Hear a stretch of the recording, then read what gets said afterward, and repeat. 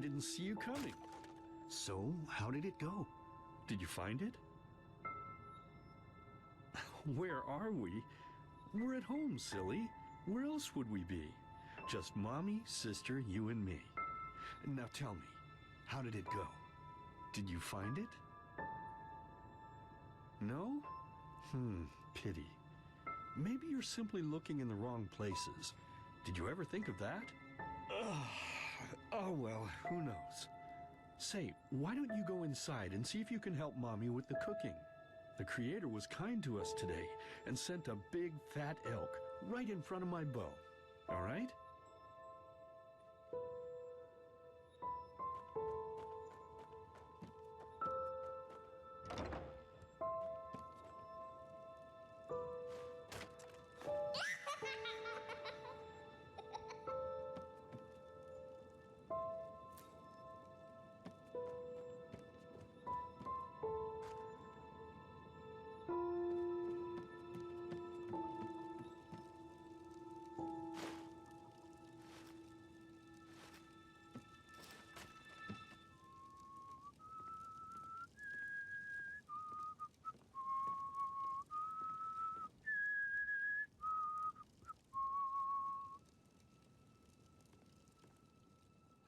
My, I totally forgot what a mess I left here. But I was right, wasn't I? A real gem we've got here.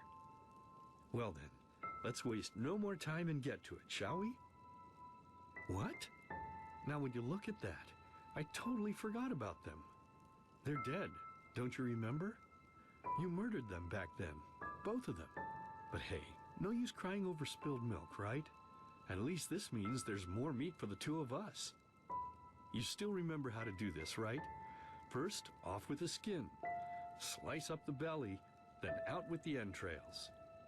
I'll look for a nice sharp knife in the meantime to cut off the head. I don't think either of us wants to eat that, do we?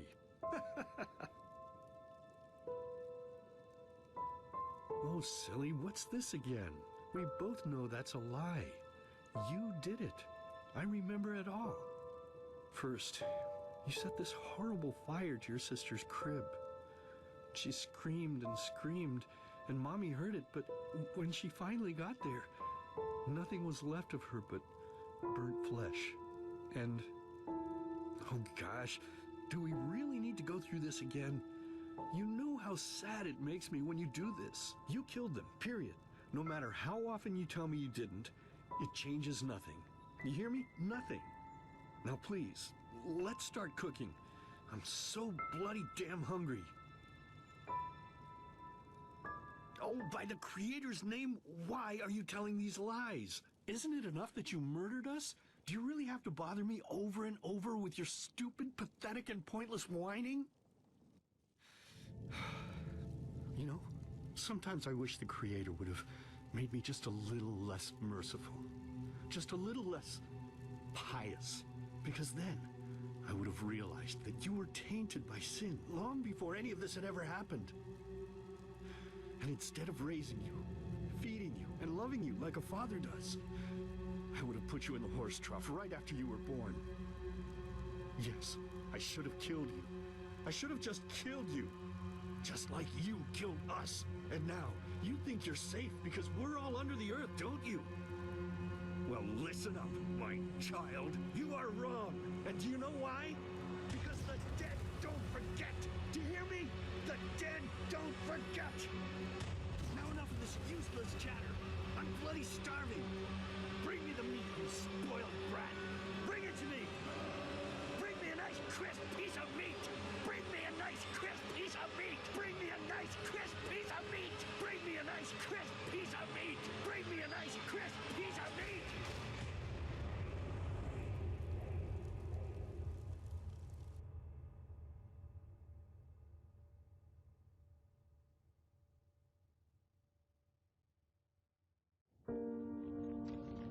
Let's begin with a question. It might sound simple to you at first, but I pray you to think about it. What distinguishes a free man from a slave? For now, however, let us start this story where another one ended 3 years ago, with death of the Lightborn. For 4,000 years they had reigned over this world, 7 arcanists who, through their magic, had acquired eternal life. In a time of chaos, they gave mankind what they thought it needed most, to be ruled over with an ironclad but fair hand. Within just 1 century, they united the shattered lands, and a single century later, their human origin was forgotten. They became gods, or Lightborn, as they let themselves be worshipped as. Yet the longer they reigned, the louder the voices grew that accused them of tyranny. The loudest being that of Naranzul Aranthiel. And he succeeded in achieving what was once thought impossible. He gathered an army, overturned the Lightborn, and gave back freedom to mankind. However, the price for this was high, because where there are gaps of power, fights erupt. As such, this world grew into what it is today, shattered, riven, and broken into pieces.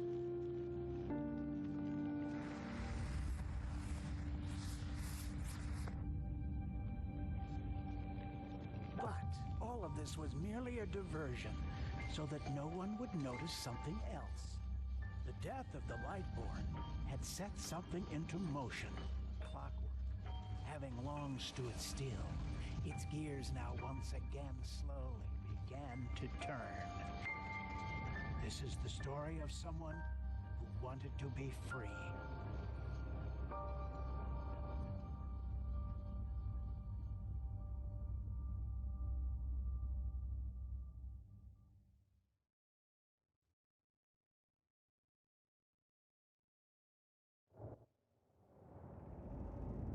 Shh, hey, quiet, damn it. You wanna wake up the entire ship or what? Well, sorry. That was a bit harsh. I'm just nervous, that's all. It was that dream again, wasn't it? Uh-huh. Seriously, if we had a penny for every night since we met where you woke up screaming, we'd probably be traveling to Enderal in our own starship and... well, not like this. Some things never change, I guess. Do you ever ask yourself if maybe you blame yourself for all of this? For what happened to your family, I mean?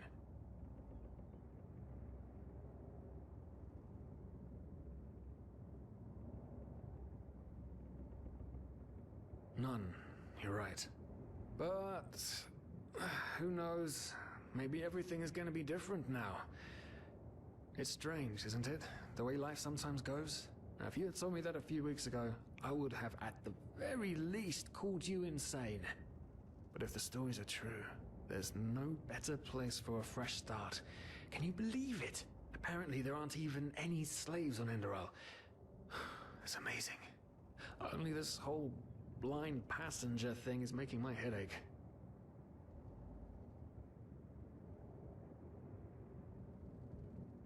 We're talking about 500 pennies here.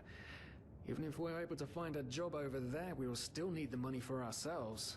Don't fool yourself. What we're doing here is theft. Unfortunately. But anyway, what's done is done. I just hope the Endralians are easier on Outlanders than the Neremes are. Your mother was a fugitive as well, wasn't she? Where exactly did she come from? You've told me 100 times, but I just keep on forgetting it.